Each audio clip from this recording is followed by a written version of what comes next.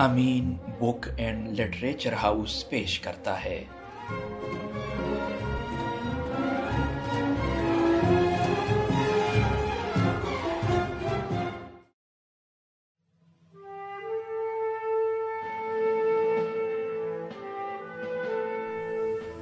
آٹھواں باب، سرخ قلم۔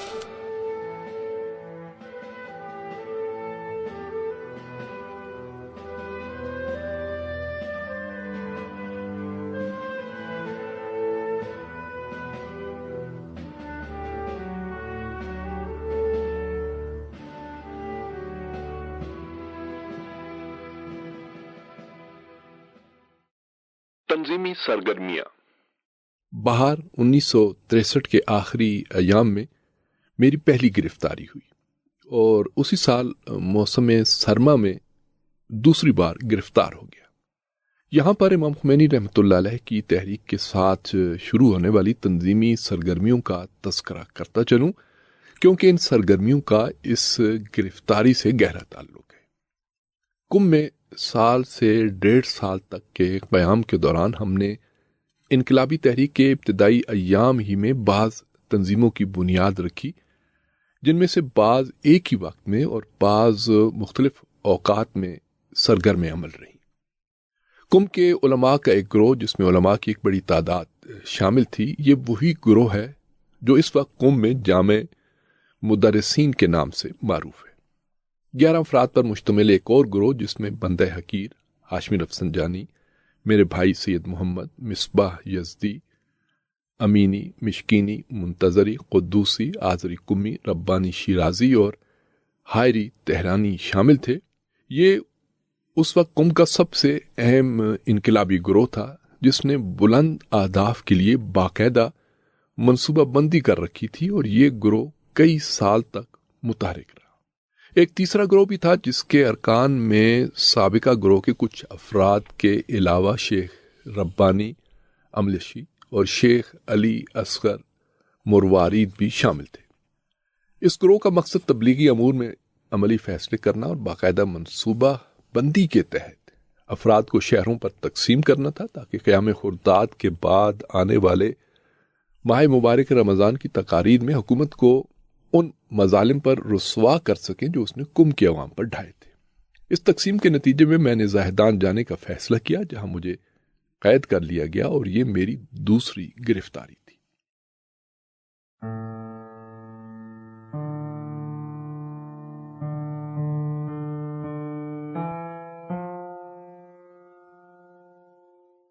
زاہدان کے راستے کے اسٹیشن۔ زاہدان جانے کے فیصلے کے بعد میں نے قرآن مجید سے استخارہ کیا تو یہ آیت نکلی: لقد ابتغوا الفتنة من قبل وقلبوا لك الأمور حتى جاء الحق وظهر أمر الله وهم كارهون۔ بے شک انہوں نے اس سے پہلے بھی فتنے کی کوشش کی تھی اور تمہارے امور کو الٹ پلٹ دینا چاہا تھا، یہاں تک کہ حق آ گیا اور امر خدا واضح ہو گیا، اگرچہ یہ لوگ اسے ناپسند کر رہے تھے۔ صفحے کے آغاز میں جب دیکھا تو اس میں جملہ قلبو لکا تھا۔ آیت سے مجھے اندازہ ہو گیا کہ زاہدان والی ذمہ داری کافی مشکل ہوگی۔ اگرچہ خدا کی مشیت سے انجام کامیابی ہی ہوگا، آخر میں وہی ہوا جس کا مجھے اندازہ اور توقع تھی۔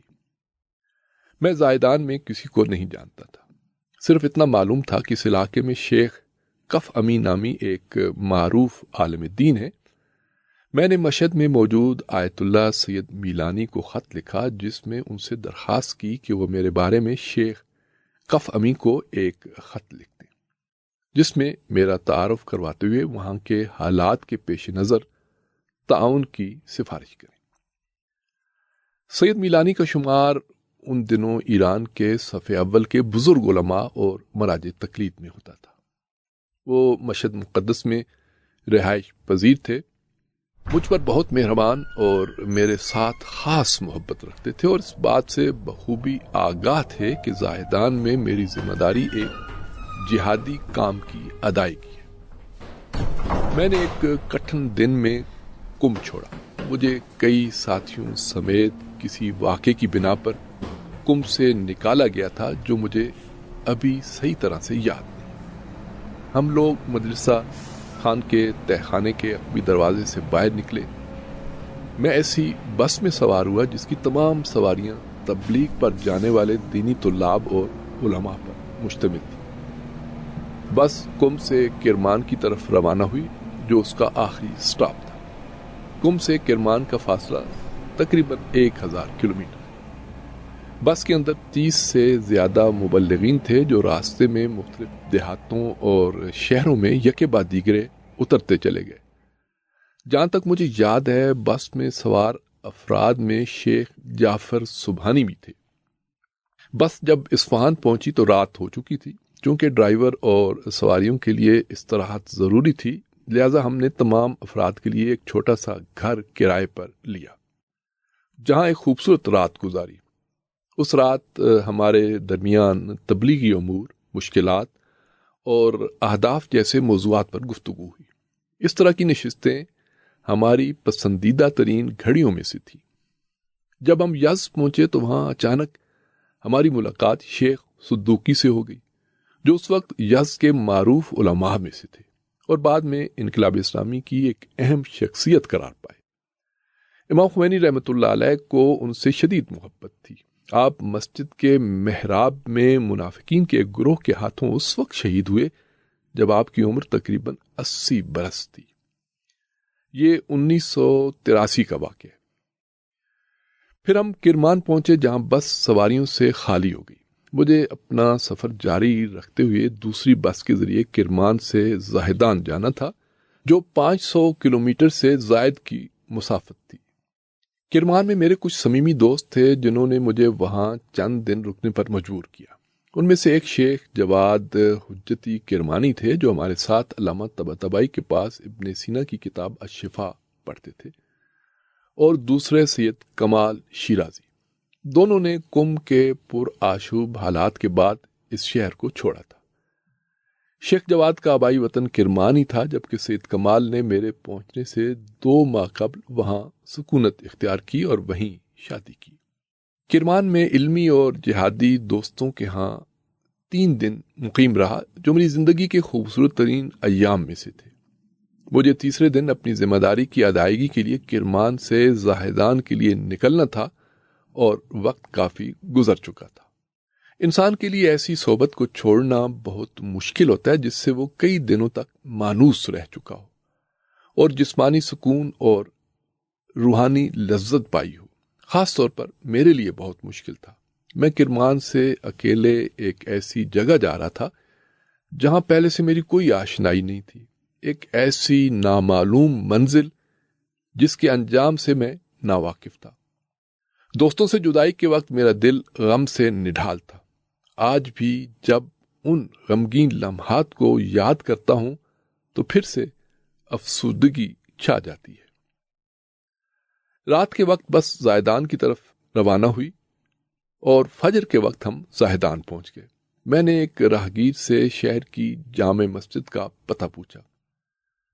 اس نے مجھے شیخ کف امی کی مسجد کا پتہ بتایا تو میں اس طرف چل پڑا۔ اس مسجد کے سین میں کچھ کمرے تھے جنہیں شیخ نے باہر سے آنے والے مبلغین کی رہائش کے لیے بنا رکھا تھا۔ میں نے ایک کمرے میں اپنا بیگ رکھا اور شیخ کف امی کے گھر کا پوچھ کر ان کی طرف چل پڑا۔ دروازہ کھٹکھٹایا اور جب دروازہ کھلا تو پہلی دفعہ ایک 50 سالہ باروب، بلند قد، بھرے جسم، لمبی داڑھی، سفید عمامے اور چوڑی پیشانی والے شخص کو اپنے سامنے پایا۔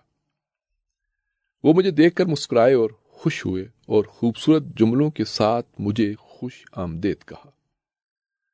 بعد ازاں علم ہوا کہ وہ زاہدان کی باہیبت اور اہم شخصیت ہے۔ مجھے کہنے لگے سید میلانی نے مجھے خط لکھا ہے جس میں انہوں نے آپ کے بارے میں سفارش کی ہے اور اس خط کے ساتھ ایک مخصوص خط آپ کے نام بھی ہے۔ سید میلانی کا میرے نام مخصوص خط ایک خاص معنی رکھتا تھا۔ یہ اس بات کی نشانی تھی کہ سید مجھے اور میری ذمہ داریوں کو ایک خاص اہمیت دیتے ہیں، اور اس خط کے ذریعے وہ شیخ کفہمی پر اس امر کا اظہار کرنا چاہتے تھے۔ سید میلانی ایک عالم، عارف اور شاعر ہونے کے ساتھ ساتھ اپنی سماجی سرگرمیوں کے حوالے سے ایک عظیم انسان تھے۔ شیخ کفہمی بھی معاشرتی اخلاقیات کے حامل تھے۔ آپ زاہدان کے دینی امور چلانے کا اچھا خاصا تجربہ رکھتے تھے۔ میں نے شیخ کفہمی سے سید میلانی کا خط وصول کیا، جس میں انہوں نے اپنی خوش خطی میں یہ جملہ لکھا تھا: میں آپ کے لیے زاہدان میں نیک تمناؤں کا خواہش مند ہوں۔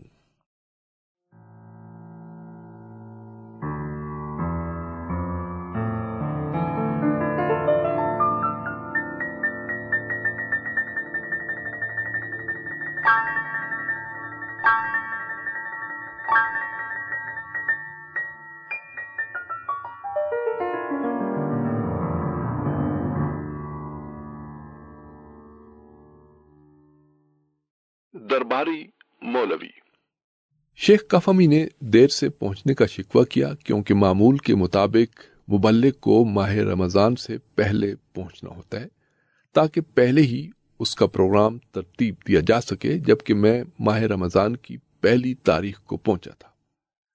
انہوں نے کہا، مسجد دن رات آپ کے اختیار میں ہے، لیکن مشہد سے ایک مولانا بھی آئے ہیں، وہ بھی تقریر کیا کریں گے۔ میں اس مولانا کو جانتا تھا، وہ درباری ملا تھا۔ اس نے شاہ کی طرف سے پیش کردہ 6 نکات کی حمایت کی تھی اور ان نکات کے مخالفین پر شدید اعتراض کرتا تھا۔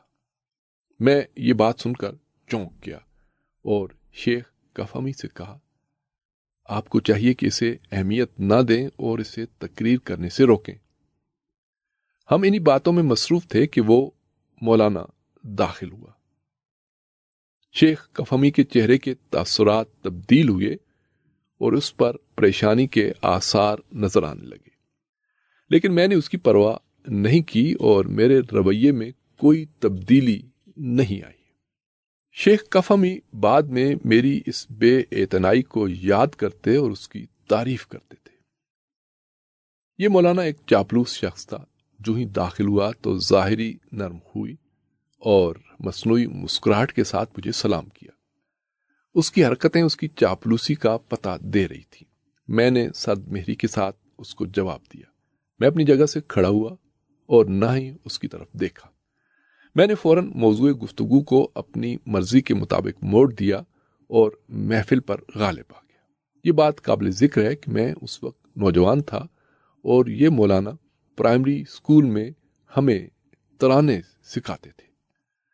شیخ کفہمی نے بعد میں مجھے بتایا کہ وہ اس شخص کو بلانے پر مجبور تھے، کیونکہ زاہدان میں حکومت سے مربوط کچھ لوگ اس کے چاہنے والوں میں سے تھے۔ ان لوگوں نے شیخ کفہمی پر دباؤ ڈالا کہ وہ اس مولانا کو اپنی مسجد میں دعوت دیں۔ شیخ کفہمی کی مسجد اس شہر میں واحد شیعہ مسجد تھی اور شیعہ وہاں اقلیت میں تھے۔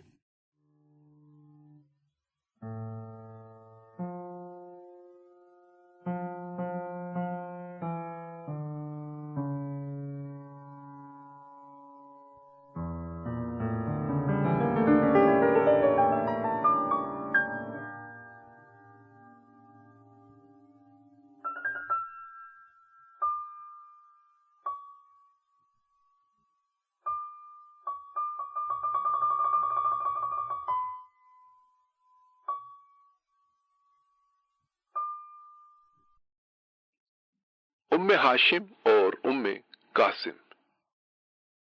شیخ کفہمی کا اصرار تھا کہ میں ان کے گھر قیام کروں۔ مجھے بعد میں علم ہوا کہ ان کی 2 بیویاں ہیں، جن میں سے ہر ایک الگ گھر میں رہتی ہے۔ دونوں گھر ایک جیسے اور ساتھ تھے۔ وہ ان دونوں کے ساتھ مکمل طور پر عدل سے پیش آتے تھے۔ ان کا دونوں گھروں میں منظم انداز سے آنا جانا تھا۔ وہ پہلے گھر میں ایک مقررہ وقت پر داخل ہوتے اور اگلے دن اسی وقت دوسرے گھر میں جاتے۔ دونوں گھروں پر مکمل برابری کے ساتھ خرچ کرتے تھے۔ خدا نے بھی چاہا کہ ان کے ساتھ ایسا معاملہ کرے جیسے وہ دونوں گھروں کے ساتھ کرتے تھے۔ خدا نے انہیں پہلی زوجہ سے 4 بیٹے اور 3 بیٹیاں عطا کیں، اور دوسری زوجہ سے بھی 4 بیٹے اور 3 بیٹیاں، نہ کم نہ زیادہ۔ شیخ کفمی نے ہر گھر کا نام اس زوجہ کے بڑے بیٹے کے نام سے رکھا تھا۔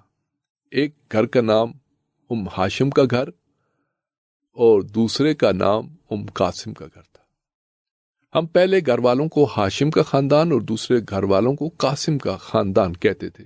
ان کے داماد بھی ان 2 گھروں کی نسبت سے پہچانے جاتے تھے۔ مثلا سید عبادی جو اس وقت مشہد کے کامیاب اور ممتاز امام جمعہ ہیں، وہ قاسم کے داماد تھے، اور شہید مزاری ہاشم کے داماد تھے، جو بلوچستان میں دہشت گردوں کے ہاتھوں شہید ہو گئے۔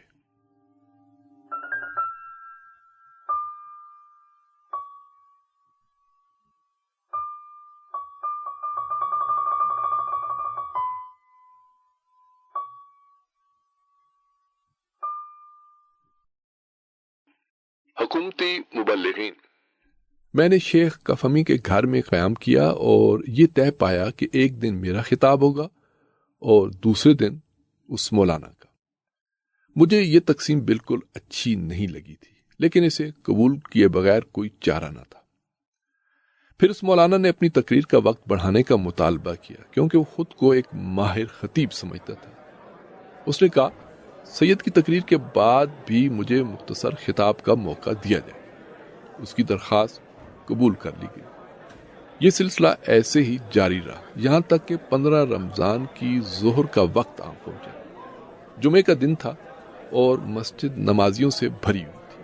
نماز کے بعد میں ممبر پر گیا اور اپنی تقریر میں دینی علماء کو موضوع گفتگو قرار دیا۔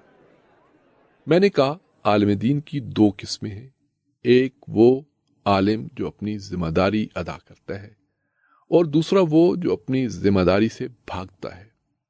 اس مجلس میں اس اصلی موضوع کے لیے تمہید باندھ رہا تھا جس کی خاطر میں یہاں آیا تھا، اور جسے 21 رمضان کو بیان کرنا تھا۔ 21 رمضان کو مساجد میں لوگوں کا ہجوم ہوتا ہے، کیونکہ یہ امیر المومنین حضرت علی علیہ السلام کی شہادت اور عام تعطیل کا دن ہے۔ تمام لوگ اس دن مساجد کا رخ کرتے ہیں۔ میں نے اپنی تقریر میں اپنی ذمہ داری نبھانے والے علماء کی تعریف کی اور ظالم و جابر حکومت کی خوشامد کرنے اور ان کے لیے کام کرنے والے علماء کے خلاف کھل کر بات کی۔ میں ایسے بات کر رہا تھا گویا حکومتی مبلغین میں سے کوئی فرضی شخص میرے سامنے بیٹھا ہے اور میں اس سے مخاطب ہوں۔ میں اس فرضی شخص کے ساتھ سخت لب و لہجے میں مخاطب ہوا اور اسلام اور مسلمانوں کے خلاف خیانت اور ظالموں کی غلامی پر اس کی ملامت کی۔ وہ مولانا وہیں بیٹھا تھا اور شیخ کفمی محراب میں اپنے مصلے پر تھے۔ میں نے انتہائی جرأت سے خطاب کیا۔ وہ تقریر میری بہترین تقریروں میں سے ایک تھی۔ پھر میں نے سید الشہداء کے مصائب پڑھے اور ممبر سے اتر آیا۔ اس سے پہلے لوگوں کا معمول تھا کہ وہ میری مجلس کے بعد اس مولانا کی تقریر سنتے تھے، لیکن اس دفعہ وہ اپنی جگہوں سے کھڑے ہو گئے اور مجھے داد دیتے ہوئے اور تائید کرتے ہوئے میری طرف بڑھے۔ میں وہاں سے نکلا اور لوگ بھی میرے ساتھ نکل آئے۔ میں معمول کے مطابق آرام کرنے کے لیے مسجد کے ایک کمرے کی طرف چلا گیا۔ مسجد سے نکلنے سے پہلے میں نے اس مولانا کو دیکھا۔ وہ ممبر کی پہلی سیڑھی پر کھڑا لوگوں سے صرف 10 منٹ کے لیے رکنے کی درخواست کر رہا تھا۔ وہ مسلسل درخواست کرتا رہا، لیکن لوگوں نے اسے اہمیت نہ دی اور مسجد سے باہر نکل آئے۔ مسجد میں تقریباً 50 لوگ ہی بچے تھے۔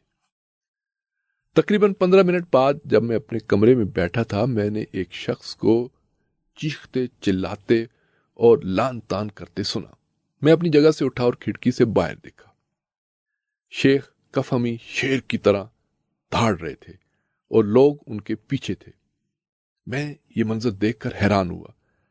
میں اسی طرف دیکھتا رہا یہاں تک کہ چند لمحوں بعد وہ مولانا بھاری قدموں کے ساتھ مسجد سے نکلا۔ اس کے چہرے پر شکست اور مایوسی عیاں تھی۔ کچھ دیر بعد میرے پاس ایک ترکھان آیا جو اس مولانا کے دوستوں میں سے تھا۔ اس نے بتایا کہ مولانا نے کوئی ایسی بات کی جس نے شیخ کفہمی کو غضبناک کر دیا۔ شیخ کفہمی اپنی جگہ سے اٹھے اور لوگوں سے کہا، اس شخص کی بات سننا حرام ہے۔ شیخ کفہمی یہ کہہ کر مسجد سے نکلے اور لوگ بھی ان کے ساتھ نکل پڑے۔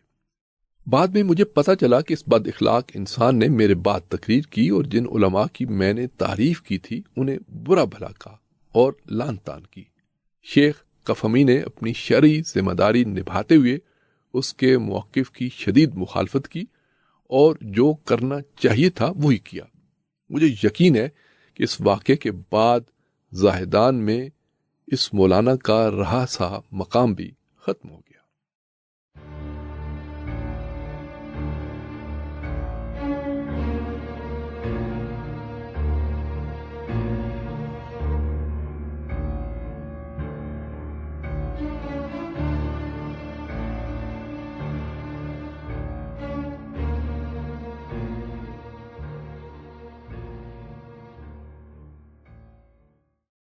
مجھے کس چیز سے ڈرا رہے ہو؟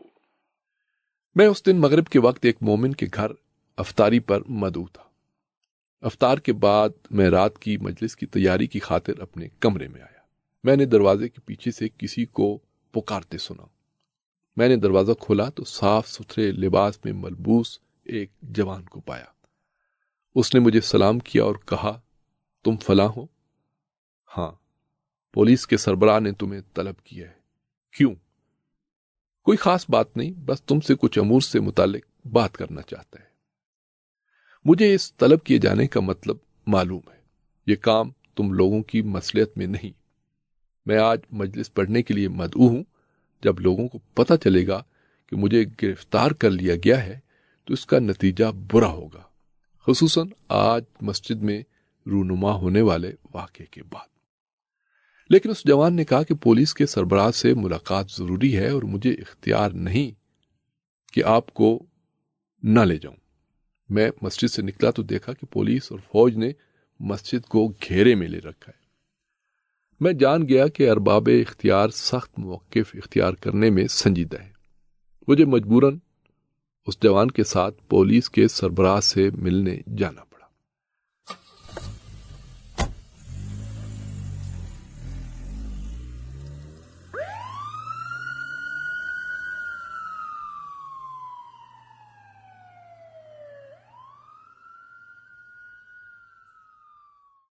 میں نے ایک قوی جسامت والے پولیس افسر کو دیکھا جو ایک وسیع اور شاندار ہال کے آخر میں بیٹھا تھا۔ یہ افسر ویسا نہیں تھا جیسا میں نے بیرجند میں دیکھا تھا۔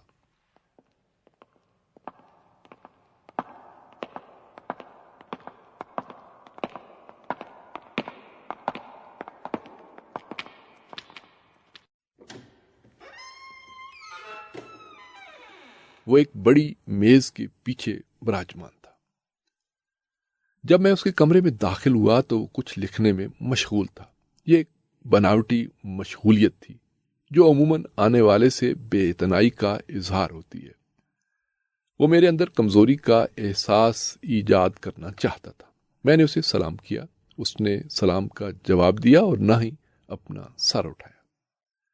میرے پاس اس کے علاوہ کوئی چارہ نہیں تھا کہ اینٹ کا جواب پتھر سے دوں، لہذا میں اس کی اجازت کے بغیر کمرے میں موجود سب سے شاندار صوفے پر بیٹھ گیا۔ پھر مکمل بے اعتنائی کو ظاہر کرنے کے لیے اپنے آپ کو کچھ امور میں مصروف کر لیا۔ افسر جان گیا کہ مجھے نفسیاتی شکست دینے میں وہ ناکام ہو گیا ہے۔ اس نے اپنا سر اٹھایا اور کہا، تم فلاں ہو؟ ہاں۔ تم لوگوں کو کیوں بھڑکاتے ہو؟ میں نہیں بلکہ تم لوگوں کو بھڑکاتے ہو۔ وہ سیدھا ہو کر بیٹھ گیا، گویا اسے اس جواب کی توقع نہ تھی۔ پوچھنے لگا، کیسے؟ میں نے جواب دیا، میں لوگوں کے لیے دینی مسائل اور شرعی احکام بیان کرتا ہوں، اس میں کیا بھڑکانا ہے؟ لیکن تم لوگ اپنے اس طرح کے کاموں سے لوگوں کو بھڑکاتے ہو۔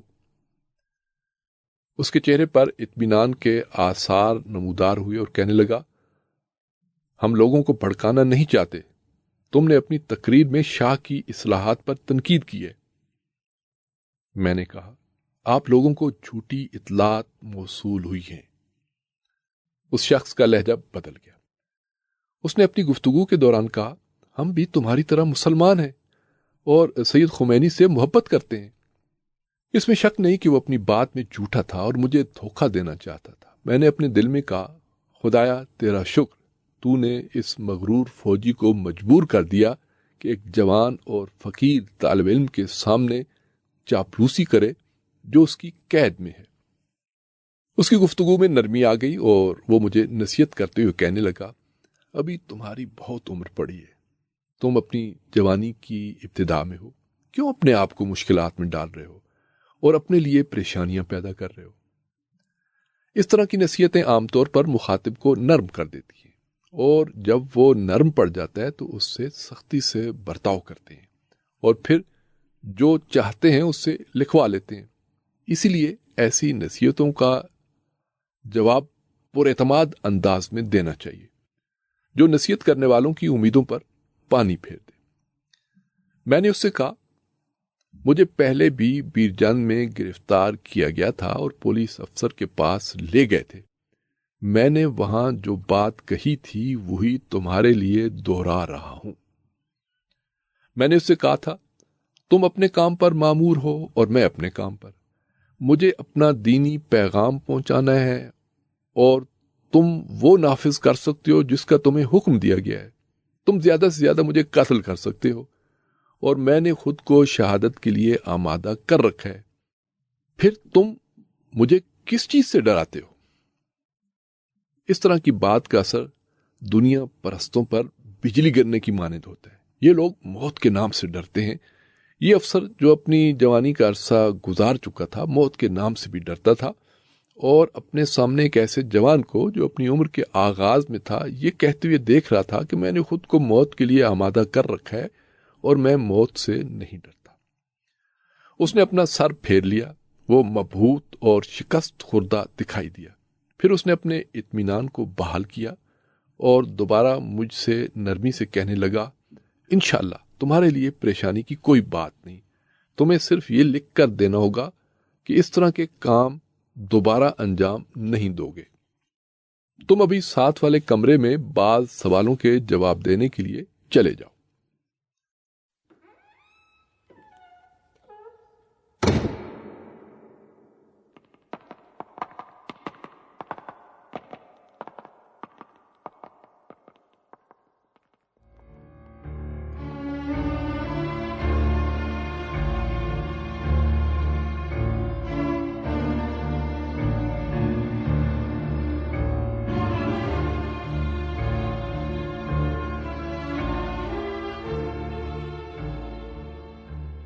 ساواک کے ساتھ میرا پہلا تجربہ. ساتھ والے کمرے میں تفتیشی افسر نے مجھ پر سوالات کی بوچھاڑ کر دی. تم نے ممبر پر کیا کہا؟ تم نے ایسا کیوں کہا؟ اس سے تمہاری کیا مراد تھی؟ تمام سوالات اس بات پر دلیل تھے کہ میں نے جو کچھ ممبر پر بیان کیا تھا وہ ان تک پہنچ چکا تھا. جب تفتیش ختم ہو گئی تو وہ لوگ مجھے ایک اور جگہ پر لے گئے. اس جگہ میں نے صرف کرخت چہرے والوں کو پایا. مجھے علم ہو گیا کہ یہ جگہ ساواک کا ہیڈ کوارٹر ہے. زاہدان میں ساواک کا ہیڈ اس وقت ایک مشہور بدماش تھا. وہ پہلے مشہد میں اس منصب پر فائز تھا، پھر زاہدان منتقل ہو گیا اور پھر وہاں سے کرمان جہاں وہ سنگین جرائم کا مرتکب ہوا اور انقلاب اسلامی کے بعد وہاں سے فرار ہو گیا. مجھے ایک کمرے میں لے جایا گیا. وہاں مجھے کچھ جوانوں نے گھیر لیا. انہوں نے اچھی طرح میری تلاشی لی. میرا بٹوا کھولا، اس میں سے کچھ تصویریں نکالی اور جن کی تصویریں تھیں ان کے متعلق پوچھ گچھ کی. انہوں نے توہین اور تمسخر کو نفسیاتی حربے کے طور پر استعمال کرنے کی کوشش کی. الحمدللہ میں نہ جھکا، نہ ان کے سامنے کمزور پڑا اور نہ شکست تسلیم کی، البتہ بہت زیادہ درد اور اذیت کا سامنا کرنا. 1 گھنٹے بعد مجھے باہر نکالا، گاڑی میں سوار کیا اور شہر سے باہر لے گئے. موسم بہت سرد تھا اور فضا تاریک.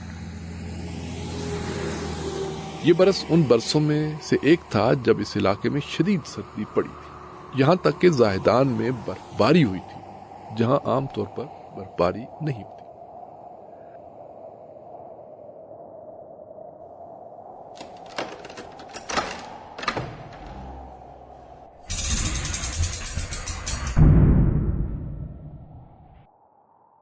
میں جان گیا کہ جس جگہ مجھے لائے ہیں وہ فوجی چھاونی ہے۔ مجھے حوالات میں ڈالا گیا۔ میرے وہاں لائے جانے پر فوجی حیران ہو گئے۔ وہ ایک دبلے سے جوان کو دیکھ رہے تھے جو کالے عمامے کے ساتھ اینک پہنے دینی علماء کے لباس میں ملبوس تھا۔ یہ تمام تر خصوصیات عام طور پر ہمدردی کے جذبات کو ابھارتی ہیں۔ سپاہی میرے گرد جمع ہو گئے اور مجھے احترام سے سلام کیا۔ جیل کے انچارج نے جب یہ سب کچھ ہوتے دیکھا تو پریشان ہو گیا اور جلدی سے مجھے الگ جگہ لے گیا، لیکن وہ خود بھی میرے ساتھ مہربانی سے پیش آیا جو اس کے متاثر ہونے کی دلیل تھی۔ وہ مجھے ایک چھوٹے سے کمرے میں لے گیا جس میں ایک بند ہیٹر پڑا ہوا تھا۔ وہ ایک دفعہ گیا، پھر واپس آیا اور ہیٹر چلا کر مجھ سے نرمی سے پوچھا، کون ہو تم؟ اور مجھ سے گپ شپ کرنے لگا، پھر کھانا لایا اور چلا گیا۔ پھر ایک مرتبہ دوبارہ آیا اور کمرے میں بیٹھ گیا۔ اس کے ساتھ ایک اور شخص بھی تھا۔ ہمارے درمیان دلچسپ باتیں شروع ہو گئیں۔ اس نے مجھے بتایا، جس نے تمہیں یہاں تک پہنچایا ہے وہ تمہیں میں سے ایک ہے۔ میں اس کا مطلب سمجھ گیا۔ جیسے ہی صبح ہوئی اس نے خدا حافظی کی اور چلا گیا۔ یہاں گفتگو کے درمیان میں ایک بات کہتا چلوں۔ میرا حلیہ تمام تر گرفتاریوں میں توجہ کا باعث بنتا تھا۔ مجھے یاد ہے کہ پہلی گرفتاری کے موقع پر جب میں چھاونی میں داخل ہوا اور ضروری کاغذی کارروائی کے لیے حوالات کے دروازے کے سامنے کھڑا تھا، اسی اثناء میں سامنے کی سیڑھیوں سے جنرل مین پاشیان اترا جو اس وقت کے مشہور ترین جنرلوں میں سے تھا۔ دور سے اس کی نگاہ مجھ پر پڑی تو مجھے دیکھتے ہوئے قریب آنے لگا۔ جب نزدیک پہنچا تو مجھ سے پوچھا، کون ہو تم؟ تمہیں یہاں کیوں لائے ہیں؟ میں نے جواب دیا، یہ لوگ کہتے ہیں کہ میں نے ملک کی مصلحت کے خلاف کوئی بات کی ہے۔ اس نے میری فائل منگوائی، ورق گردانی شروع کی اور ساتھ ساتھ حیرت اور افسوس کے ساتھ سر ہلانے لگا۔ وہ بار بار کہہ رہا تھا، تم نے ایسا کیوں کیا؟ تم نے ایسا کیوں کیا؟ پھر وہ چلا گیا۔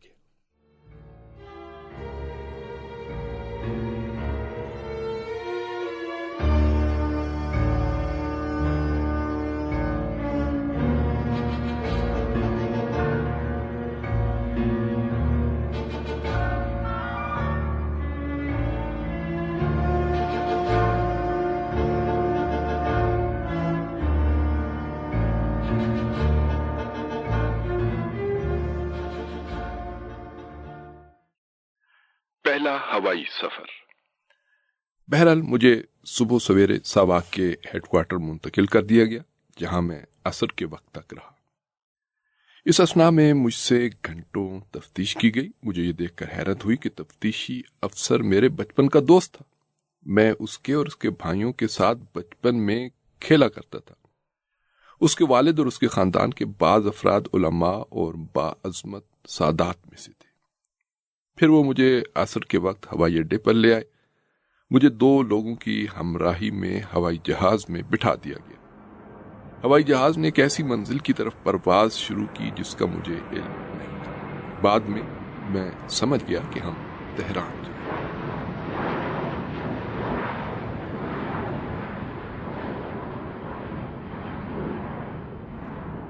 یہ میرا پہلا ہوائی سفر تھا۔ اسی مناسبت سے بھی بتاتا چلوں کہ انقلاب اسلامی کی کامیابی کے بعد کسی کام کے سلسلے میں میرا پہلا ہوائی سفر زاہدان کی طرف تھا۔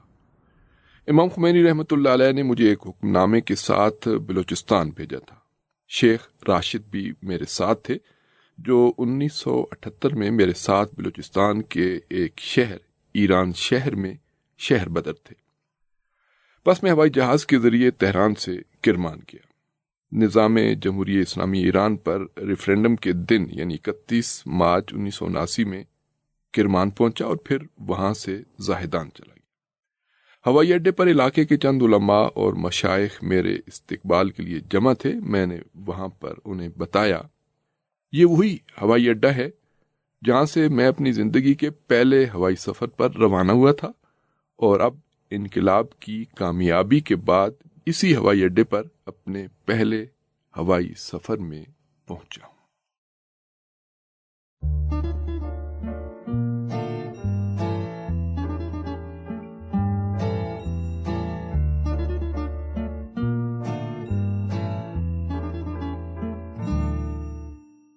غزل کی کشتی۔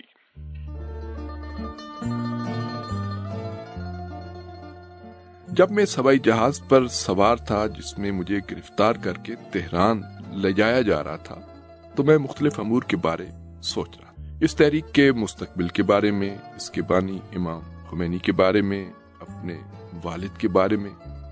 میرے والد کی بینائی سیاہ موتیے کے باعث ختم ہونے کو تھی اور انہیں تہران میں علاج جاری رکھنے کے لیے میری ضرورت تھی۔ میں اپنے مستقبل کے بارے میں بھی سوچ رہا تھا اور اس بات پہ حیران اور پریشان تھا کہ کیا چیز میرے انتظار میں۔ پھر میں نے ان امور کے بارے میں سوچنا چھوڑ دیا جن کا انجام صرف خدا جانتا تھا۔ میں نے میگزین اٹھایا اور اس کی ورق گردانی شروع کر دی۔ میری نظر ایک غزل پر پڑی جو مجھے پسند آئی۔ میری عادت یہ تھی کہ اچھے اشعار کو ایک خاص ڈائری میں لکھ لیتا تھا۔ اس ڈائری کا نام میں نے غزل کی کشتی رکھا ہوا۔ میں نے دیکھا کہ میرے ساتھ بیٹھے سپاہی جھانک کر مجھے دیکھ رہے ہیں کہ میں کیا لکھ رہا ہوں۔ وہ دیکھتے رہے اور میں ان کے فضول کام کی طرف توجہ کیے بغیر لکھتا رہا۔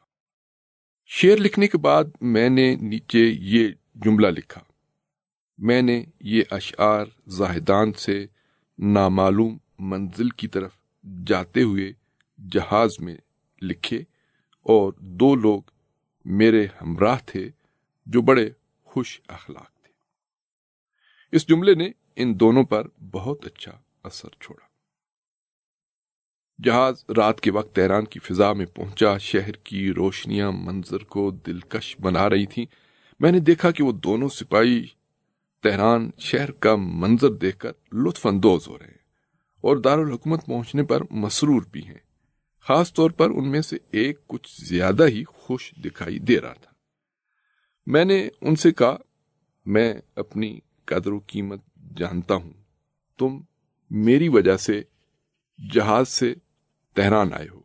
اگر میری جگہ کوئی دوسرا قیدی ہوتا تو تمہیں گاڑی کے ساتھ خاش یعنی صوبہ سیستان و بلوچستان کا ایک شہر ہے، وہاں سے تفتان کی پہاڑیوں کے ساتھ تمہیں بھیجا جاتا اور تم رات اپنی مشکل صحراؤں اور بیابانوں میں گزارتے، جبکہ اس وقت تم تہران میں خوبصورت رات گزار رہے ہو۔ وہ کھل کر ہنسا جو اس کی گہری خوشی اور مسرت کو عیاں کر رہا تھا۔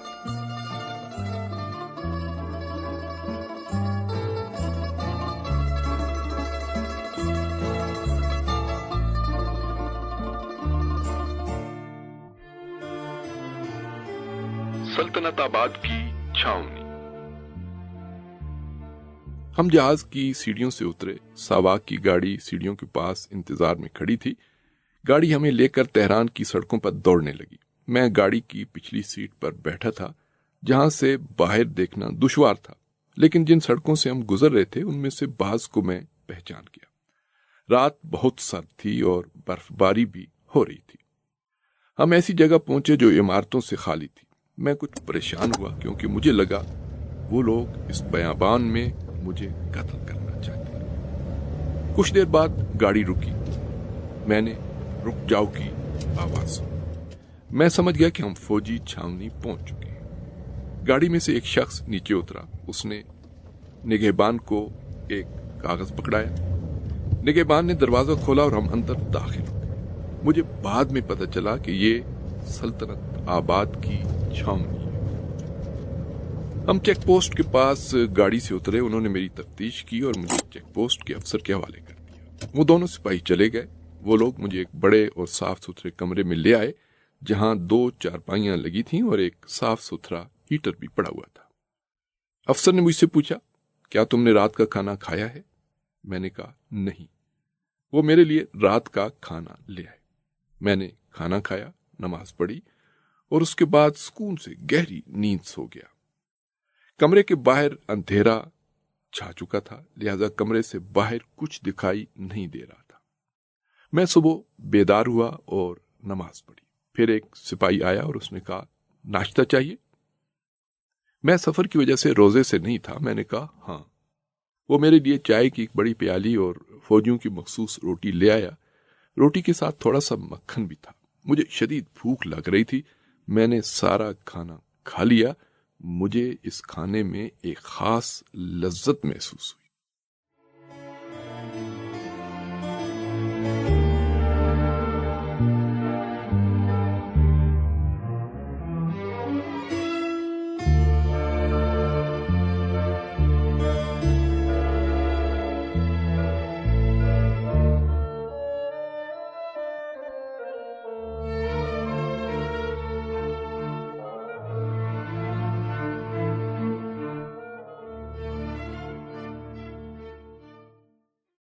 وہ برف باری والا دن۔ میں نے کھڑکی سے باہر دیکھا، برف ہر چیز کو ڈھانپ چکی تھی۔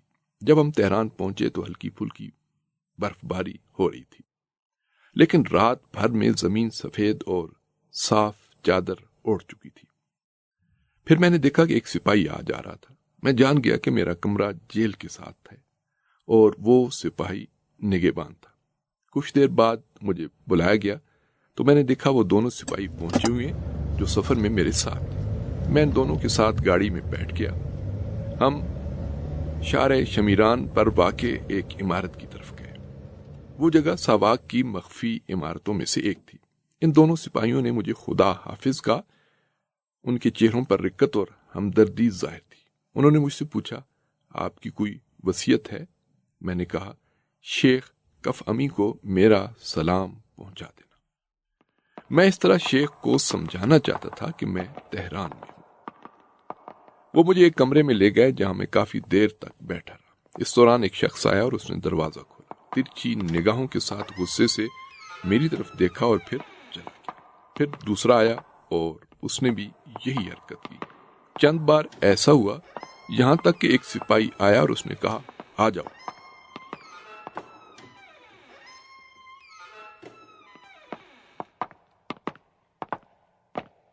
مجھے حیرت ہوئی جب انہوں نے مجھے ایک بار پھر دو سپاہیوں کے ساتھ گاڑی میں بٹھا دیا۔ گاڑی ہمیں لے کر راستہ طے کرنے لگی جبکہ مجھے منزل کا کچھ پتہ نہیں تھا۔ میں نے دیکھا کہ گاڑی شارع کرج سے ہوتی ہوئی مغربی تہران کی طرف جا رہی ہے۔ میں اس سڑک کو اچھی طرح سے جانتا تھا کیونکہ عراقی قونصل خانہ یہیں پر واقع تھا۔ میں 1957 میں عراقی ویزا لینے وہاں گیا تھا۔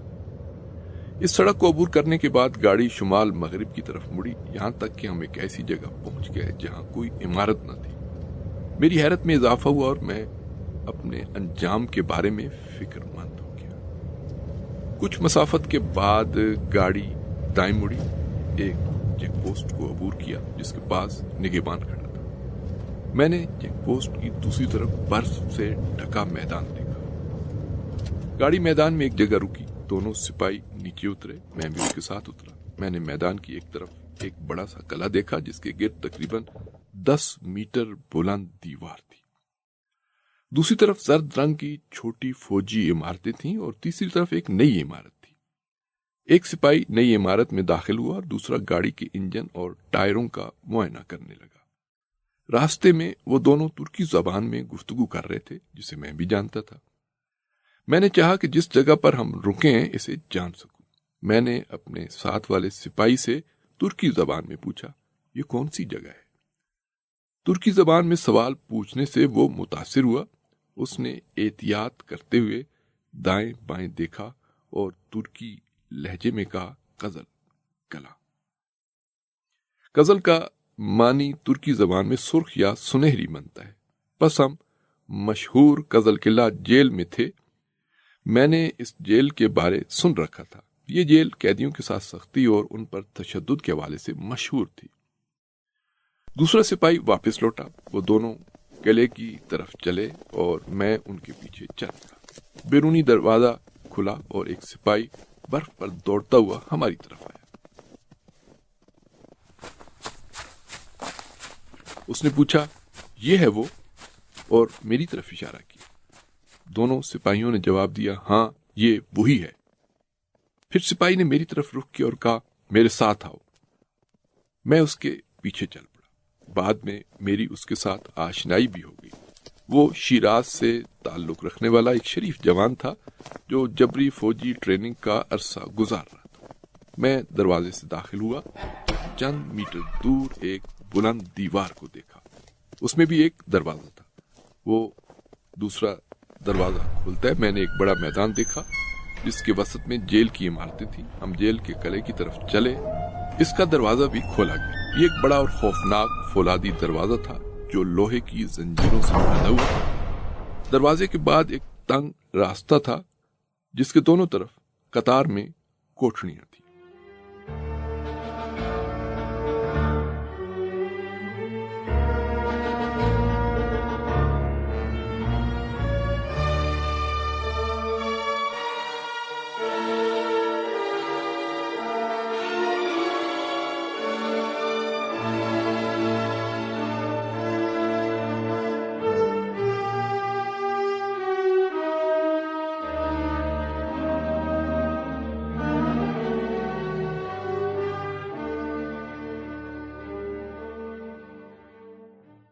سیکیورٹی انچارج زمانی۔ قرآن، تسبیح، ڈائری اور کتاب تذکرۃ المتقین میرے ہمراہ تھی۔ یہ کتاب بزرگ علماء اور فقہاء کے نصائح اور اذکار پر مشتمل ہے جن کا موضوع عرفان شرعی ہے۔ یہ کتاب سید کمال موسوی نے مجھے کرمان میں دی تھی۔ وہ زاہدان میں میرے رفیق تھے۔ اسی طرح میری جیب میں 4 تومان اور 2 ریال تھے۔ جب میں زاہدان میں ساواک کے پاس تھا تو مجموعی طور پر میرے پاس 5 تومان تھے، جن میں سے 8 ریال روٹی اور 2 انڈے خریدے اور باقی یہی بچ گئے تھے۔ یہ کوٹھڑی مربع شکل میں تھی جس کی لمبائی اور چوڑائی 2 میٹر سے زیادہ نہ تھی۔ اس کا آدھا حصہ کچھ بلند تھا جسے بیٹھنے اور سونے کے لیے بنایا گیا تھا۔ اس پر پھوسے سے بھرا ایک گدا پڑا ہوا تھا۔ انہوں نے مجھے 2 کمبل دیے۔ یہ پہلی بار تھا کہ میں اس قدر چھوٹے کمرے میں قید ہوا تھا۔ میں کچھ دیر حیران و پریشان بیٹھا رہا۔ میں نے دائیں بائیں نگاہ کی۔ چھت میں ایک چھوٹا سا روشن دان تھا اور چھت کے اوپر قیدی کی نگرانی کے لیے ایک نگہبان ٹہل رہا تھا۔ اسی طرح دروازے کے بالائی حصے میں بھی ایک چھوٹا روشن دان تھا جسے کپڑے سے ڈھانپا گیا تھا۔ دوسری جانب ایک مدھم روشنی والا 15 واٹ کا بلب جل رہا تھا۔ میری کوٹھڑی میں آنے کے چند منٹ بعد دروازہ کھلا اور ایک سپاہی داخل ہوا۔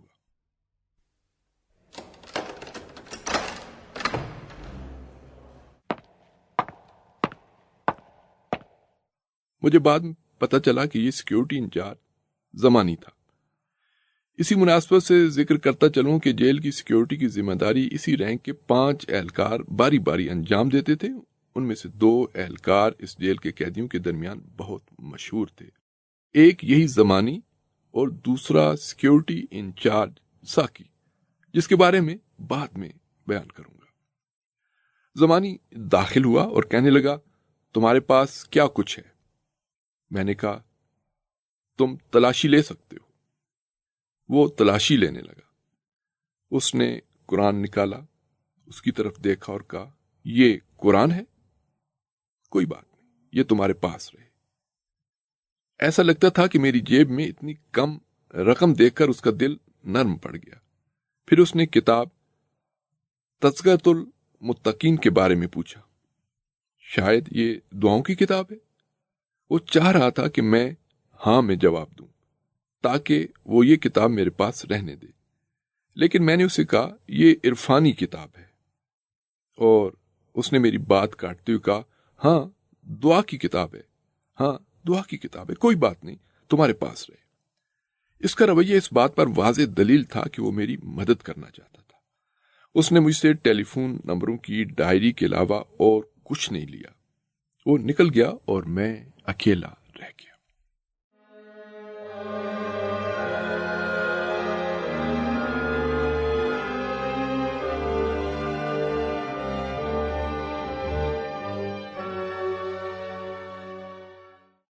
عرب قیدی۔ میں نے قرآن کھولا اور اونچی آواز میں تلاوت کرنے لگا۔ تلاوت کرتے وقت میرا لہجہ بالکل بھی فارسی نہیں لگتا، بلکہ ایسا لگتا ہے کہ کوئی عرب تلاوت کر رہا ہے۔ میں تلاوت میں مشغول تھا، میں نے دیکھا کہ کوئی کوٹڑی کے دروازے میں موجود چھوٹی کھڑکی کھول کر مجھے دیکھ رہا ہے۔ پھر وہ چلا گیا اور دوسرا آ گیا، پھر تیسرا۔ یہ چھوٹی کھڑکی قیدی اور نگہبان کے درمیان بات چیت کے لیے مخصوص تھی۔ میں سمجھا کھڑکی سے جھانکنے والے نگہبان ہیں، لیکن جب کسی نے مجھے خاص خوزستانی عربی لہجے میں پکارا تو میں جان گیا کہ یہ لوگ نگہبان نہیں ہیں۔ مجھے اس کی بات سمجھ نہیں آئی اور نہ ہی میں نے جواب دیا۔ ایک اور قیدی آیا اور اس نے عربی میں پوچھا، تم اہواز شہر سے ہو؟ میں نے کہا، میں مشہد سے ہوں۔ یہ سنتے ہی وہ لوگ چلے گئے اور پھر واپس نہیں آئے۔ مجھے بعد میں پتہ چلا وہ جبہت التحریر العربیہ نامی تنظیم سے تھے۔ شروع میں انہیں جمال عبد الناصر کی پشت پناہی حاصل تھی، بعد میں عراقی باسیوں نے انہیں اسلامی انقلاب کے خلاف استعمال کیا۔ عجیب بات یہ ہے کہ یہ لوگ اس انقلاب کے خلاف ہو گئے جس نے اسلام اور عربوں کے دشمن شاہی نظام کا خاتمہ کیا تھا۔ یہاں یہ بات مجھے حتماً ذکر کرنی چاہیے کہ خوزستانی عرب دیندار ہیں اور اہل بیت رسول سے عقیدت رکھتے ہیں۔ انقلاب سے پہلے میں جن خوزستانیوں سے ملا ان میں اس دینداری کا بخوبی مشاہدہ کیا، اور انقلاب کے بعد خاص طور پر ایران عراق جنگ میں اس دینداری کو مزید قریب سے دیکھا۔ خوزستانی مرد و زن صدام حکومت کے خلاف اور اسلامی حکومت کے دفاع میں بہادری کے ساتھ مزاحمت کرتے رہے۔ انہوں نے صدام کی امیدوں پر پانی پھیر دیا جو ان خوزستانیوں سے تعاون کی توقع رکھے ہوئے۔ ایران عراق جنگ کے دوران خوزستانیوں نے دین اور اسلامی حکومت کے ساتھ اپنی نظریاتی وابستگی کو ثابت کیا۔ وہ جواں مردوں کی طرح ڈٹے رہے، بڑی تعداد میں شہید دیے اور صبر کے ساتھ خدا کی خوشنودی کی خاطر اپنے تباہ شدہ شہروں سے ہجرت کی۔ یہی وجہ ہے کہ قوم پرست بے دین گروہ جو باسیوں کے ساتھ مربوط تھا، انقلاب اسلامی کے آغاز میں ہی خوزستان کے عوام سے جدا ہو گیا اور اس کے بعد ان کا کوئی قابل ذکر وجود نہیں رہا۔ میرے قید ہونے کے چند دن بعد مجھے کوٹڑی سے نکل کر برآمدے میں آنے کی اجازت دی گئی۔ میں ان عربوں سے آشنا ہوا، وہ مجھ سے مانوس ہو گئے اور میں ان سے۔ وہ سب فارسی جانتے تھے کیونکہ ایرانی تھے، لیکن میں عربی زبان کے ساتھ اپنے خاص لگاؤ کی وجہ سے ان کے ساتھ عربی میں بات چیت کرتا تھا۔ ان کے درمیان ادب سے لگاؤ رکھنے والا ایک شخص تھا جسے شعر و شاعری کی سمجھ بوجھ ہونے کے علاوہ بہت سارے اشعار بھی حفظ تھے۔ ان کا نام سید باقر نظاری تھا۔ میں نے ان سے بہت سے اشعار یاد کیے۔ عرب برادران جیل میں ابو ضیاء پڑھتے تھے۔ میں ان میں سے ایک، جن کا نام آل ناصر کابی تھا، بہت زیادہ عربی بولتا تھا۔ میں اسے عربی لغت کے قواعد سکھاتا تھا کیونکہ وہ لغت کے قواعد سے ناآشنا تھا۔ سید نظاری ایک متدین شخص تھا۔ مجھے یاد ہے کہ وہ بلند آواز میں زیارت عاشورہ پڑھتا، اہل بیت اطہار پر سلام بھیجتا اور ان کے دشمنوں پر لعنت کرتا۔ پھر وہ اذکار پڑھتے ہوئے برآمدے میں ٹہلتا رہتا۔ ان میں سے ایک شخص میرے ساتھ والی کوٹڑی میں قید تھا جس کا نام شیخ ہنش تھا۔ اسی طرح میری دوسری جانب اس گروہ کا ایک جوان تھا جس کی عمر 20 سے 30 سال کے درمیان تھی۔ اس کا نام شیخ عیسیٰ تھا اور وہ وجیح اور باوقار جوان تھا۔ مجھے پتا چلا کہ وہ اپنی والدہ کا اکلوتا بیٹا تھا اور اسے اپنے قبیلے میں خاص مقام حاصل تھا۔ ان میں سے ایک شیخ دہراب کابی تھے۔ وہ قبیلے کے سربراہ اور تمام افراد کے لیے قابل احترام شخصیت تھے۔ مجھے یاد ہے خوزستانی برادران کھلی ہوا میں ٹہلتے وقت از رائے مذاق ایک دوسرے کو مارتے تھے۔ ان میں سے بعض شیخ دوراب کی پناہ لے لیتے تھے اور اگر کوئی شیخ کے پاس پناہ لے لیتا تو کوئی ان کے نزدیک جانے کی جرت نہیں کرتا تھا۔ ان میں سے ایک عبد الزہرا بہشتی بھی تھے جو میرے سامنے والی کوٹڑی میں قید تھے۔ اس جیل میں میرے خوزستانی برادران کے ساتھ کئی یادیں ہیں جن میں سے بعض کا تذکرہ کرتا ہوں۔ آل ناصر کعبی کے ساتھ میری خاص نشستیں ہوتی تھیں۔ میں نے اسے دوسروں سے ممتاز پایا، سب اس کا احترام کرتے تھے۔ جب وہ تنظیمی افراد کے سامنے سے گزرتا تو وہ اس کے احترام میں کھڑے ہو جاتے۔ وہ اپنے ساتھیوں کے ہنسی مذاق اور فضول کاموں میں شریک نہیں ہوتا۔ وہ اطمینان اور وقار میں اپنے ساتھیوں سے منفرد تھا، لیکن اس کا یہ وقار تکبر اور دوسروں کی تحقیر کی بنا پر ہرگز نہیں تھا۔ یہ نشستیں عربی، انگریزی اور ترکی زبان میں باہمی گفتگو سے شروع ہوئیں۔ اسی دوران عربی قواعد سیکھنے سکھانے کا سلسلہ بھی جاری رہا۔ جیسا کہ میں نے ذکر کیا، پھر یہ نشستیں اسلام کی موجودہ مشکلات اور طاغوتی حکومتوں کے مفاسد جیسے موضوعات پر بحث و گفتگو کی طرف بڑھی۔ مزید بات آگے بڑھی تو میں نے اسے تنظیمی روابط کی پیشکش کی۔ اس نے میری یہ پیشکش خوشی سے قبول کر لی۔ یقیناً ہمارا باہمی تعلق اس قدر بے تکلفی تک نہیں پہنچا تھا، اور دونوں طرف سے یہ سب کچھ احتیاط کے خلاف تھا۔ جیل سے آزاد ہونے کے بعد میں نے اخبار میں آل ناصر کعبی، دوراب کعبی اور شیخ عیسیٰ کی پھانسی کی خبر پڑھی۔ یہ میرے لیے انتہائی دردناک خبر تھی۔ آل ناصر کعبی اعلیٰ شخصیت اور مروت کے مالک تھے۔ مجھے یاد ہے انہوں نے مجھے ایک دفعہ مخاطب کرتے ہوئے کہا تھا، جناب سید، عورت کو مکمل عورت ہونا چاہیے۔ اس جملے نے اپنے خاص معنی اور ایک سمجھدار شخص کی زبان سے نکلنے کی وجہ سے مجھ پر گہرا اثر چھوڑا۔ میرا 60 سالہ ہمسایہ ہانش بھی باوقار، متوسط قد اور اپنی قوم میں قابل احترام تھا۔ مجھے ابھی تک اس کی بات یاد ہے۔ کہتا تھا، میری 3 بیویاں ہیں، کچھ ہی عرصہ پہلے میں نے 4تھی شادی کی ہے، لیکن ابھی تک اسے وقت نہیں دے سکا۔ میں نے فیصلہ کیا ہے اگر عید الفطر سے پہلے آزاد نہ ہوا تو اسے طلاق دے دوں گا تاکہ وہ میرے انتظار میں نہ رہے، لیکن عید سے پہلے اسے رہا کر دیا گیا۔ اسی مناسبت سے بتاتا چلوں کہ میں نے اس سے ایک دن ہنش کا معنی پوچھا تو اس نے کوئی جواب نہیں دیا۔ سید باقر نے مجھے بعد میں کہا کہ یہ سوال دوبارہ نہ پوچھیں۔ میں نے تعجب سے پوچھا، کیوں؟ انہوں نے کہا، ہنش کا کچھ اچھا معنی نہیں ہے۔ میرے تعجب میں اضافہ ہوا اور میں نے اس کی وجہ تسمیہ پوچھی تو انہوں نے کہا، ان کے علاقے میں یہ کہا جاتا ہے کہ اگر بچے کا برے سے برا نام رکھا جائے تو وہ زندہ اور زمانے کی آفات سے محفوظ رہتا ہے۔ عجیب عقیدہ تھا، اور اس سے بھی عجیب یہ کہ ہنش کے سارے بھائی وفات پا گئے اور وہ زندہ رہا۔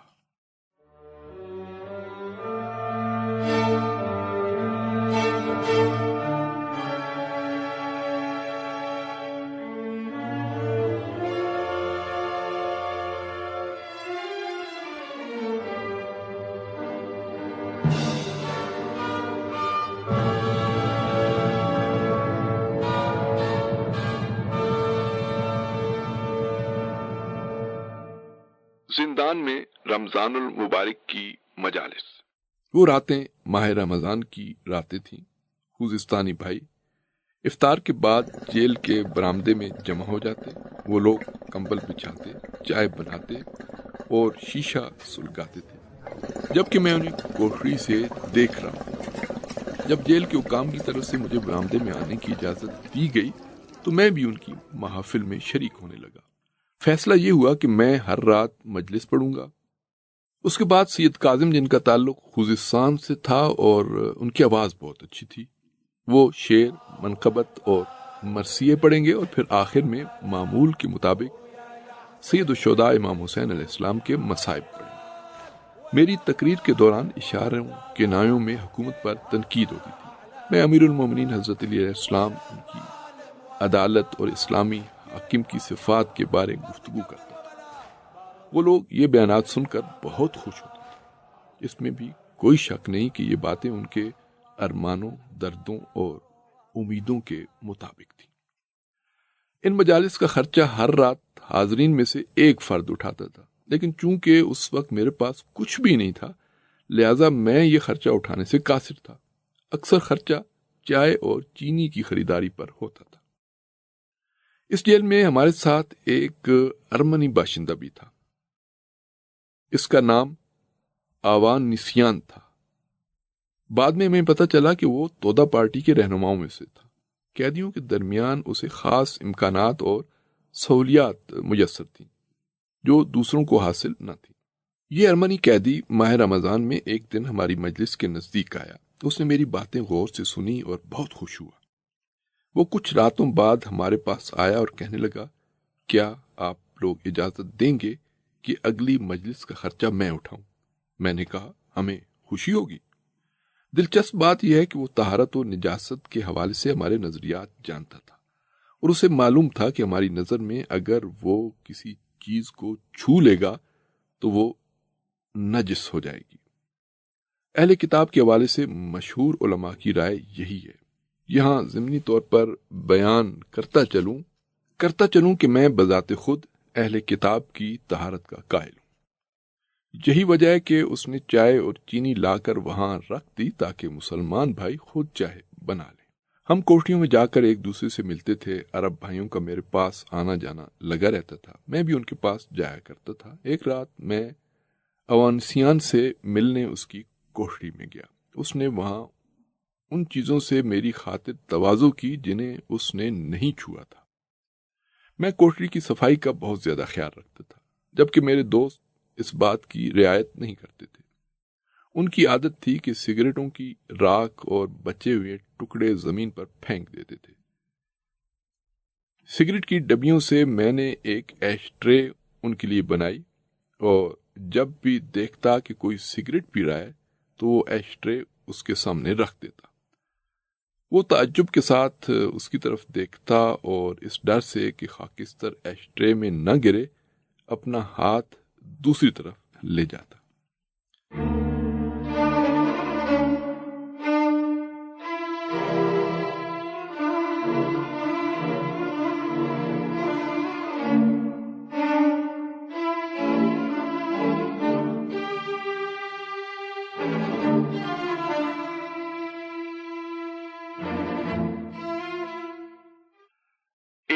سادہ لو قیدی۔ میں نے اس جیل میں 1.5 ماہ گزارا، جس دوران کبھی ہنسانے والے اور کبھی رلانے والے واقعات پیش آتے تھے۔ جیل کی ابتدائی راتوں میں سے ایک رات میں نے تہرانی لہجے میں کچھ آوازیں سنی۔ اس وقت میں کوٹھی میں رہنے پر مجبور تھا اور مجھے وہاں سے نکلنے کی اجازت نہیں تھی۔ میں جان گیا کہ یہ جدید قیدی ہیں۔ میں نے ان کی باتیں غور سے سنی اور اس نتیجے تک پہنچا کہ وہ لوگ کچھ گھنٹے پہلے گرفتار ہوئے۔ ان میں سے ایک نے میری کوٹھی کی کھڑکی کھولی اور میری طرف دیکھا۔ مجھ سے میرا نام پوچھا۔ میں نے اپنا نام بتایا اور ساتھ یہ بھی بتایا کہ میں مشہد کا ایک دینی طالب علم ہوں۔ ان لوگوں نے اپنا تعارف کرواتے ہوئے اپنی گرفتاری کی وجہ بھی بتائی۔ مجھے پتہ چلا کہ وہ لوگ کچھ جوان تاجر تھے جو بازار میں کام کرتے تھے۔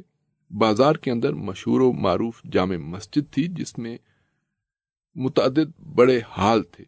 ایک ہال میں ایک باشعور انقلابی عالم لوگوں کو نماز پڑھاتے تھے۔ جیسا کہ ماہ رمضان میں عام طور پر نماز کے بعد علماء منبر پر جا کر لوگوں کو نصیحت کرتے ہیں، یہ امام جماعت بھی مختلف انقلابی خطیبوں کو اپنی مسجد بلاتے تھے۔ ایک دن خطابت کے دوران یہ جوان جوش میں آ گئے اور انہوں نے بلند آواز میں نعرے بازی کی۔ پولیس نے ان پر حملہ کر دیا اور انہیں گرفتار کر کے جیل لے آئے۔ میں انہیں دیکھ کر بہت خوش ہوا، کیونکہ اس وقت تک میں خوزستانیوں کے ساتھ گھل مل نہیں سکا تھا۔ چند گھنٹوں بعد میں نے کچھ اور آوازیں سنی اور پھر پتہ چلا کہ ان کو چھوڑ دیا گیا ہے۔ مجھے ایسے لگا جیسے ان کے جانے سے میں نے کچھ کھو دیا ہے۔ میں نے مغرب کی نماز پڑھی اور تعقیبات میں مشغول ہو گیا۔ اتنے میں ایک شخص نے کھڑکی کھولی اور کہا، سید، میں واپس آ گیا ہوں۔ میں نے دوسروں کے بارے پوچھا تو اس نے کہا کہ انہیں آزاد کر دیا گیا ہے۔ مجھے پتا چلا کہ دوسروں کو آزاد کر کے صرف اسے جیل میں رکھا گیا ہے۔ وہ ایک لمبی مدت تک جیل میں رہا۔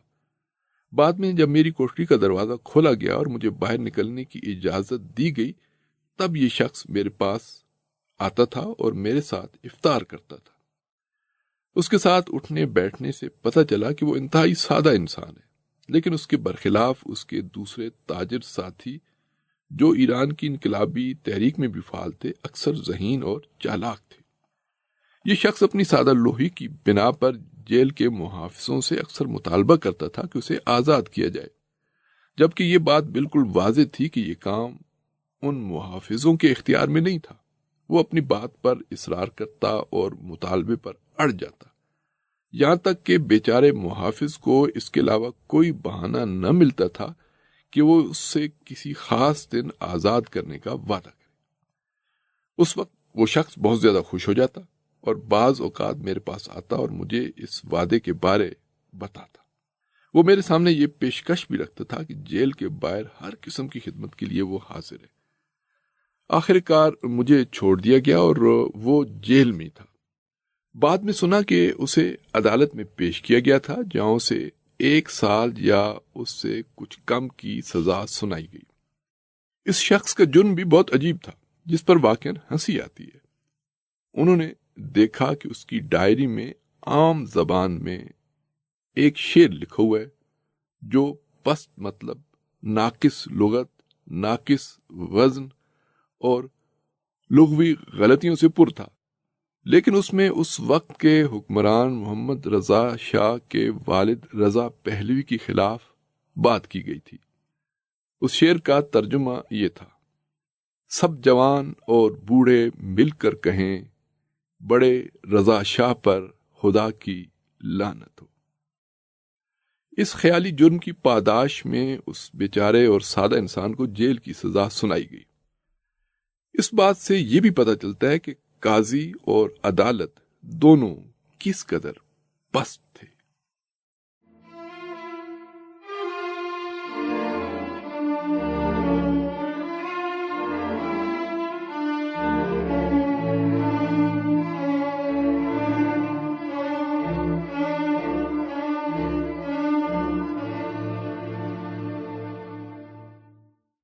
سیکورٹی انچارج ساکی۔ میں نے بتایا کہ 5 فوجی جیل کی سیکیورٹی پر باری باری مامور تھے، جن میں سے ہر ایک کا عہدہ سیکیورٹی انچارج بنتا تھا۔ ان کا سربراہ ساکی نامی فوجی تھا۔ باقی 4 میں سے 2 بہت سخت اور بد اخلاق، جبکہ دوسرے 2 اچھے اور خوش اخلاق تھے۔ ساکی لمبے قد، قوی اور بڑے ہیکل، چوڑے سینے، عزم و ارادے اور مضبوط شخصیت کا مالک تھا۔ اس کا فارسی لہجہ ترکی لہجے کی طرف مائل تھا۔ وہ ایک معمولی رینک سے تھا، لیکن اپنے افسران پر بھی حکم چلاتا تھا۔ یہ چیز میں نے اپنی آنکھوں سے دیکھی۔ ایک مرتبہ مجھے تفتیش کے لیے کمرے میں بلایا گیا۔ تفتیشی افسر جو کرنل تھا مجھ سے سوالات پوچھ رہا تھا اور میں ان کے جوابات دے رہا تھا۔ اتنے میں ساکی بغیر اجازت کے کمرے کے اندر آیا اور سخت لہجے میں کرنل پر حکم چلانے لگا۔ میں نے ایک اور موقع پر بھی افسروں کے درمیان اس کا مقام دیکھا، جب ساواک کا سربراہ پاک روان جیل کے دورے پر آیا۔ پاک روان کے ساتھ 10 افسران تھے جو کرنل سے کم رتبے کے نہیں تھے، لیکن ان سب میں سے ساکی ہی بول رہا تھا۔ جب پاک روان میری کوٹھی تک پہنچا تو اس نے مجھ سے چند سوالات پوچھے، جن کا میں نے جواب دیا۔ ساکی مداخلت کرتے ہوئے شفقت بھرے لہجے، دھیمی آواز اور اعتماد نفس کے ساتھ میری طرف اشارہ کر کے بولا، جنرل صاحب، یہ پرامن قیدی ہے۔ وہ ایک بہادر اور بامروت انسان تھا۔ جو قیدی بھی مزاحمت دکھاتا وہ اس سے محبت اور اس کی عزت کرتا تھا، لیکن اس کے برعکس جو کمزور پڑتا وہ اس پر سختی کرتا۔ اگر کوئی قیدی رحم کی اپیل کر دیتا یا رونا شروع کرتا تو اسے گالیاں دیتا، اور جس کام کی وجہ سے اسے قید کیا گیا تھا اس پر اس کی ملامت کرتا۔ ایک قیدی نے اس فوجی کی مروت کے بارے میں مجھے بہت کچھ سنایا۔ اس نے بتایا کہ ساکی نے اسے جیل سے رہا ہونے کے بعد اپنے گھر دعوت دی، جو اس نے قبول کر لی، اور گھر میں ساکی نے اس کے ساتھ مختلف موضوعات پر گفتگو بھی کی۔ اسلامی انقلاب کی کامیابی کے بعد جب سیاسی جیلوں میں کام کرنے والے لوگ پکڑے گئے تو ان میں سیکیورٹی انچارج ساکی بھی تھا۔ اس وقت میں انقلاب کونسل میں تھا۔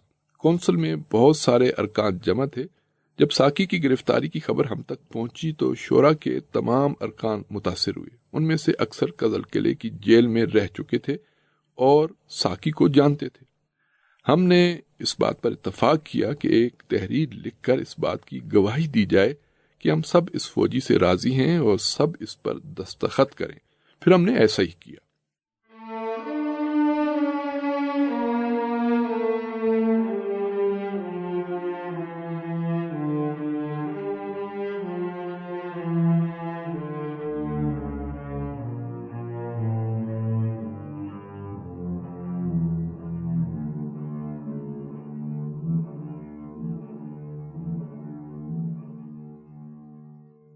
سیکیورٹی انچارج زمانی کا صرف ایک واقعہ بیان کرتا چلوں۔ میں 1972 یا 1973 میں شیخ ہاشمی رفسنجانی سے ملنے تہران کی عشرت آباد چھاونی گیا، جسے اب ولی عصر چھاونی کہا جاتا ہے۔ میں نے اور میری بیگم نے شیخ رفسنجانی سے ملنے کا فیصلہ کیا۔ سیاسی قیدیوں سے ملاقات کوئی آسان کام نہیں تھا، لیکن جیلوں میں رہ کر جو تجربات میں نے حاصل کیے ان کی وجہ سے ملاقات ممکن ہوئی۔ ایک خاص منصوبہ بندی کے تحت پہلے میری بیگم چھاونی میں گئیں اور اس کے بعد میں چلا گیا۔ جب ہم شیخ سے ملے تو وہ ہماری منصوبہ بندی پر جس کی وجہ سے ملاقات ممکن ہوئی تھی خوش ہو کر ہنسنے لگے۔ شیخ سے باتیں کرتے ہوئے میں نے دیکھا کہ ایک فوجی ہمارے قریب ہی کھڑا ہے اور میری طرف دیکھ کر مسکرا رہا ہے۔ میں نے بھی ظاہری مسکراہٹ کا تبادلہ کیا، لیکن میں نے دیکھا کہ ملاقات کے دوران وہ مسلسل مسکراتا رہا اور اپنی تیز نگاہوں سے ہماری نگرانی بھی کرتا رہا۔ شیخ ہاشمی نے جیل سے نکلنے کے بعد مجھ سے پوچھا، کیا آپ اس شخص کو جانتے تھے جو آپ کی طرف دیکھ کر مسکرا رہا تھا؟ میں نے کہا نہیں۔ انہوں نے بتایا وہ سیکیورٹی انچارج زمانی تھا۔ میرا گمان غالب ہے کہ اس نے آپ کو پہچان لیا تھا۔ ہاں، میرا بھی یہی خیال ہے کہ اس نے مجھے پہچان لیا تھا۔ کزل قلعے کی جیل میں اس کے ساتھ 1.5 ماہ گزارے تھے، لیکن چونکہ اس مدت یعنی تقریباً 10 سال میں وہ کافی موٹا ہو چکا تھا اور اس کا چہرہ بھی بدل چکا تھا، اس لیے میں اسے نہیں پہچان سکا۔ البتہ اس نے مجھے پہچان لیا تھا۔ اس کے باوجود اس نے اس بات کا کہیں اظہار نہیں کیا۔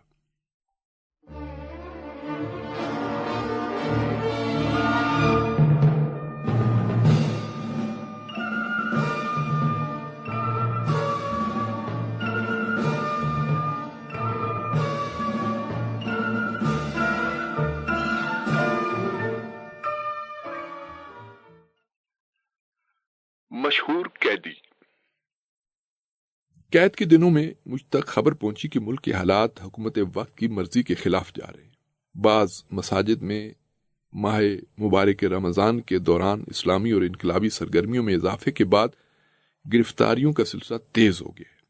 گرفتار ہونے والوں میں ہمارے چند دوست بھی تھے، جن میں سے ایک شہید باہنر تھے جو انقلاب کی کامیابی کے بعد 1981 میں منافق گروہ کے دھماکے میں اس وقت شہید ہوئے جب آپ ملک کے وزیر اعظم تھے۔ آپ کے علاوہ صدر مملکت رجائی بھی اس حملے میں شہید ہوئے تھے۔ گرفتار ہونے والوں میں تہران کے کچھ خطیب علماء بھی تھے۔ اگرچہ یہ سارے قیدی بھی کزل قلعے میں ہی تھے، لیکن جیل کے اندر میری ان سے ملاقات نہیں ہو سکی کیونکہ انہیں جیل کے دوسرے حصے میں رکھا گیا تھا۔ جیل کے منتظمین ہفتے میں چند مرتبہ تقریباً 15 منٹ کے لیے ہمیں تازہ ہوا اور سورج کی روشنی سے استفادے کے لیے میدان میں جانے کی اجازت دیتے تھے۔ یقیناً یہ اجازت تفتیش کے مراحل طے ہونے کے بعد ہی ملتی تھی، جو جرم کی نوعیت کے حساب سے کبھی کم اور کبھی زیادہ ہوتے تھے، اور بعض مرتبہ 2 مہینے یا اس سے بھی زیادہ کا وقت تفتیش میں گزر جاتا تھا۔ ایک دن جب میں باہر ہواخوری کے لیے نکلا ہوا تھا تو میدان کی ایک طرف ایک بلند قامت شخص کو دیکھا جو 50-60 سال کا لگ رہا تھا۔ وہ انتہائی وقار کے ساتھ آہستہ آہستہ چل رہا تھا۔ اس کا صاف ستھرا اور مرتب لباس اس بات کی نشاندہی کر رہا تھا کہ وہ کوئی اہم شخصیت ہے جسے گرفتار کیا گیا ہے۔ اس کے بارے میں جب پوچھا تو بتایا گیا کہ یہ جنرل کرنی ہے۔ وہ شاہ کی فوج کے بڑے جرنیلوں میں سے تھا اور اس کی کچھ انقلابی یا شاید دینی سرگرمیاں تھیں۔ جنرل کرنی نے بالواسطہ آیت اللہ سید میلانی سے رابطہ کیا تھا جو بڑے انقلابی مراجع میں سے تھے، اور ان کے سامنے یہ پیشکش کی تھی کہ وہ دونوں مل کر انقلابی تحریک کی قیادت کرتے ہیں۔ یہ بات میں پہلے سن چکا تھا، لیکن اس حوالے سے سید میلانی کے موقف کے بارے میں نہیں جانتا تھا۔ منصوبہ فاش ہوا اور سب کچھ ختم ہو گیا۔ جنرل صاحب اور وہ شخص سید میلانی کا رشتہ دار جو ان کے اور سید میلانی کے درمیان واسطے کا کام انجام دے رہا تھا، دونوں پکڑے گئے۔ جنرل کرنی کو 3 سال قید کی سزا سنائی گئی۔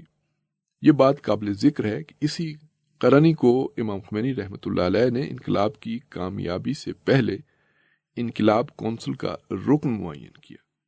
وہ انقلاب کی کامیابی کے بعد وزیر دفاع بھی بنے اور پھر بعد میں منحرف منافق گروہ یعنی فرقان کے ہاتھوں شہید ہو گئے۔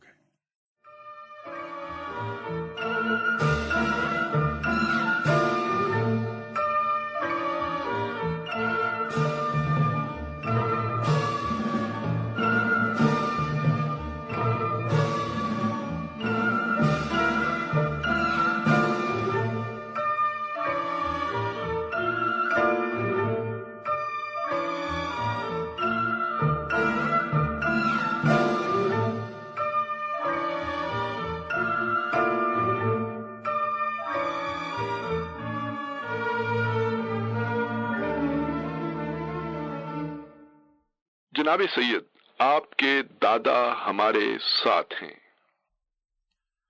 ایک دن نماز ظہر کے بعد میں جیل کے برآمدے میں بیٹھ کر اکیلے کھانا کھا رہا تھا۔ مجھے یاد ہے اس دن کھانے میں آب گوشت تھا۔ اتنے میں ایک سپاہی نے مجھے آواز دی، آپ کو دفتر بلایا گیا ہے۔ میں نے اپنی اباب پہنی اور افسر کے دفتر چلا گیا۔ اس نے مجھے دیکھتے ہی کہا، تم آزاد ہو، اپنا سامان جمع کرو اور چلے جاؤ۔ میں کوٹری میں واپس آیا۔ میرا دل خوشی سے لبریز تھا اور ساتھ کچھ افسوس بھی تھا کہ ان ساتھیوں سے جدا ہو رہا ہوں جن کے ساتھ جیل کے بہترین ایام گزار کر بہت زیادہ مانوس ہو چکا تھا۔ میں سامان جمع کر رہا تھا، اتنے میں سپاہی نے جیل میں آواز بلند کی، فلاں کو آزاد کر دیا گیا ہے۔ تمام قیدی اپنی کوٹریوں سے باہر نکلے اور انہوں نے سامان اکٹھا کرنے میں میری مدد کی جو بعض رشتہ دار تہران سے لے آئے تھے، اگرچہ سامان کچھ زیادہ نہیں تھا۔ اس سپاہی نے سامان اٹھا لیا، پھر عرب برادران سب اکٹھے ہوئے اور اپنے خاص انداز میں ہوسا کرنے لگے جس میں وہ بول رہے تھے، اے سید، آپ کے دادا ہمارے ساتھ ہیں۔ کچھ دنوں بعد جیل میں ہفتہ وار ملاقات کا دن تھا، اگرچہ جس وقت میں جیل میں تھا اس وقت میرے ساتھ کسی کو ملنے نہیں دیا جاتا تھا۔ اب جب میں آزاد تھا تو میں نے کچھ مٹھائی خریدی اور لے کر جیل چلا گیا۔ جیل میں موجود برادران سے ملاقات کی اور ان کے درمیان مٹھائی تقسیم کی۔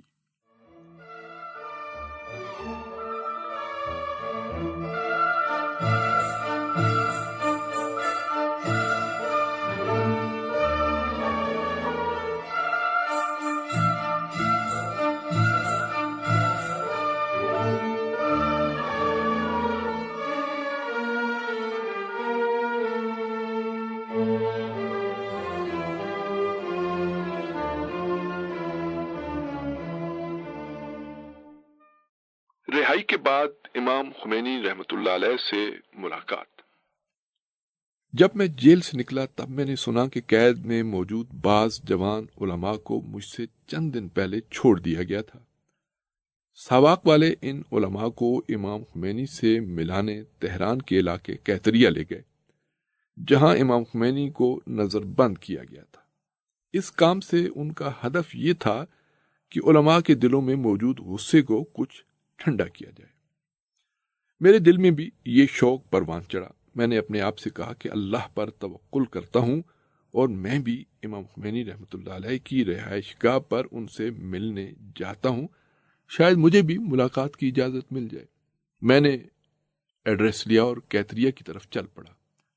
اس وقت یہ علاقہ بالکل خالی تھا، صرف چند ہی گھر تھے، اب تو کافی گنجان آباد ہو چکا ہے۔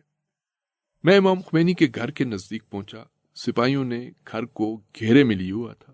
میں نے ان سے کہا، میں ابھی جیل سے آزاد ہوا ہوں، جس طرح سے دوسرے قیدی امام خمینی سے ملے ہیں میں بھی ملنا چاہتا ہوں۔ سپاہیوں کا آپس میں اختلاف ہو گیا۔ کچھ کہہ رہے تھے یہ سادہ سا بندہ ہے جو راستے کی زحمتیں اٹھا کر آیا ہے اور یہاں پہنچا اسے اجازت دے دیں، جبکہ بعض دوسرے انکار کر رہے تھے۔ آخر کار انہوں نے اتفاق کیا کہ کچھ دیر کے لیے مجھے ملاقات کی اجازت دے دی جائے۔ میں نے دروازہ کھٹکھٹایا تو امام خمینی رحمۃ اللہ علیہ کے بڑے بیٹے سید مصطفیٰ خمینی نے دروازہ کھولا، مجھے دیکھ کر حیران ہوئے اور مجھ سے پوچھا، آپ کب آزاد ہوئے؟ میں نے کہا 2 دن پہلے۔ جب میں ایک کمرے میں داخل ہوا تو امام خمینی کو اپنے سامنے پایا۔ میرے اندر چھپے احساسات ابھر کر سامنے آئے اور ان کے سامنے میں اپنے جذبات پر قابو نہ پا سکا۔ میں نے انہیں بتایا کہ ان کی غیر موجودگی میں امت اور دوست کن حالات سے دوچار ہیں، اور یہ بھی بتایا کہ اس دفعہ رمضان کا موسم ضائع چلا گیا اور محرم کے حوالے سے ابھی سے منصوبہ بندی کرنے کی ضرورت ہے۔ میں کچھ دیر وہاں رہا اور بعد میں وہاں سے نکل آیا۔